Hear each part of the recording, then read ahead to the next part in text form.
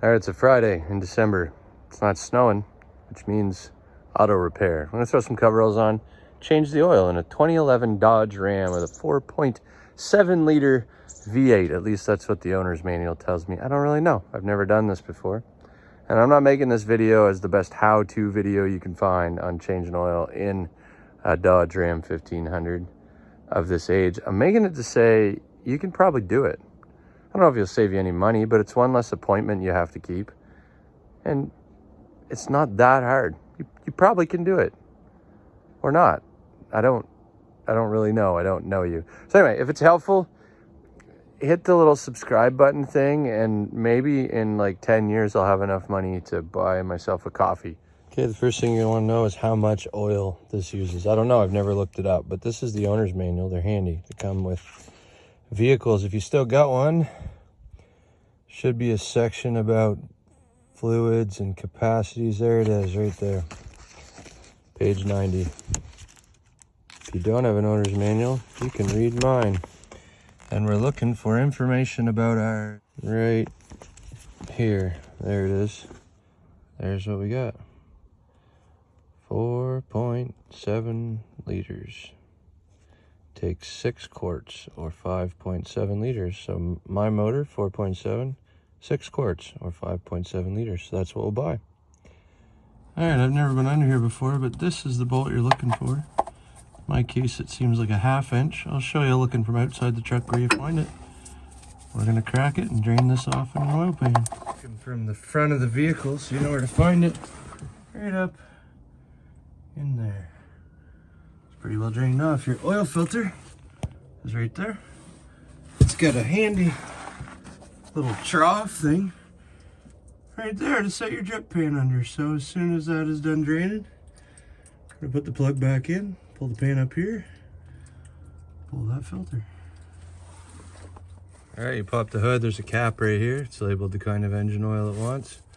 I'm gonna pull that off. Might help it drain a little better. I don't know. I don't show you any of this so that you think that I'm some smart guy that knows exactly what he's doing. I show you so you know that I'm not. And if you're not, you might actually be able to do this job. It's not that hard. We're gonna put the plug in underneath. We're gonna get the oil filter off. I'll show you that. And then you can see the oil filter right there. Sometimes you can get them off by hand. But if you've got this handy universal filter wrench thing, you can usually just grab a hold of them, give them a turn. I think you can see that right there, and they'll spin right off. Once they're loose enough, then you can hook onto them by hand, and you can go right down that way. No big deal.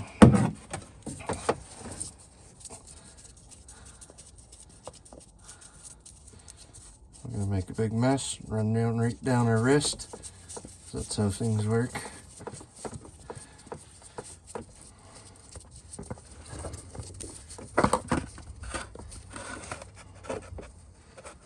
There it comes. And we're good. Okay, so there's the spot we took the filter off of. I'm gonna go ahead and put the new filter on. There's a new filter. I've had a couple people tell me, more than a couple, if you take a little bit of the old oil, just put it around right there, and in here. But that's a good thing. Nobody's ever been able to tell me why.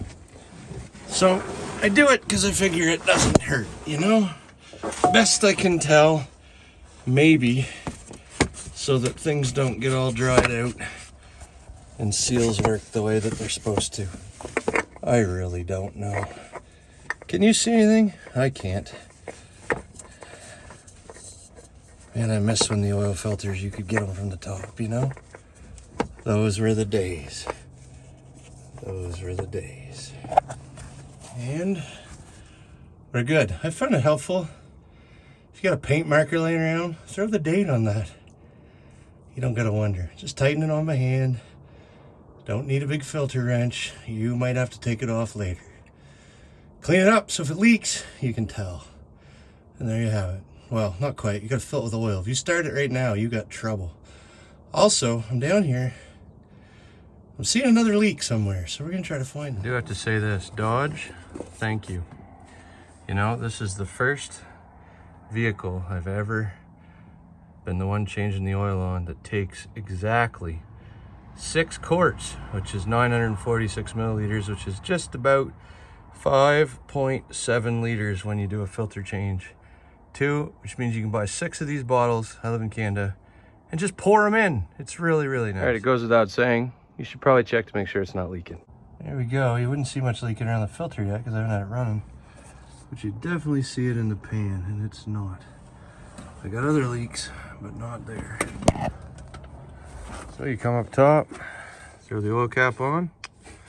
Should be good to go. Don't know you, but you can probably do it. Maybe. Okay, it's getting dark outside, but we put a light on to make this glare. If you're like me, you've discovered you have this handy little change your oil reminder thing that we're gonna need to turn off. You know what I'm saying?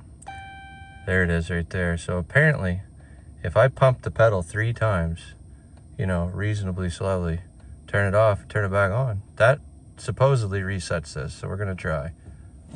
1, 2, 3.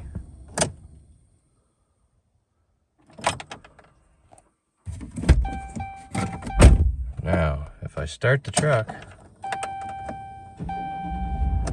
does it tell me I need to change the oil? That's the question. Or am I good? Is it all reset? Let's watch a minute.